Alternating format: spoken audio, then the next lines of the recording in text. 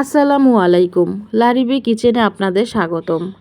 আজকে দেখাবো Chinese recipe মুরগির গিলা দিয়ে বেগুনের তরকারি। প্রথমে আমি কতগুলো মুরগির গিলা নিয়ে নেব। এখানে আমি মুরগির গিলাগুলো খুব ভালো করে পরিষ্কার করে নিয়েছি।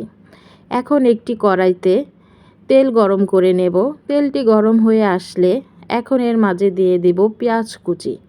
পেঁয়াজ কুচিগুলো ভালো করে বাদামি কালার হয়ে আসলে এখন দিয়ে দিব তেজপাতা, এলাচ, লবঙ্গ ও দারুচিনি দিয়ে ভালো করে ভেজে নেব। মরিচের গুঁড়া দিয়ে দিব, হলুদের গুঁড়া, ধনিয়া গুঁড়া, লবণ, রসুন বাটা দিয়ে দিব, আদা বাটা দিয়ে দিব। দিয়ে তেলের মাঝে ভালো করে মশলাগুলো কষাতে হবে। সামান্য পরিমাণ পানি দিয়ে দিব। পানি দিয়ে ভালো করে কষিয়ে নেব। কষানো হয়ে গেলে ধুয়ে রাখা মুরগির গিলাগুলো দিয়ে দিব।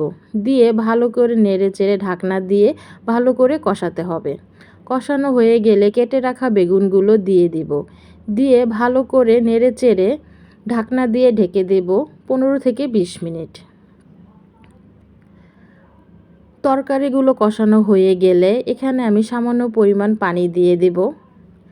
পানি দিয়ে নেড়েচেড়ে ঢাকনা দিয়ে ঢেকে দেব।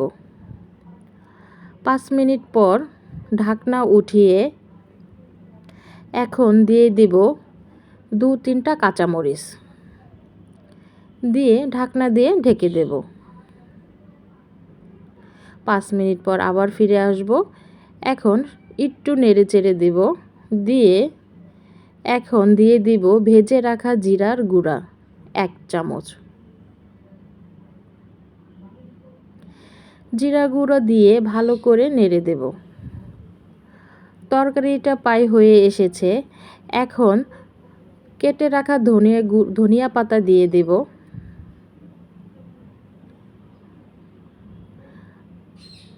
রেসিপিটা যদি আপনাদের ভালো লেগে থাকে অবশ্যই আপনারা বাসায় ট্রাই করবেন।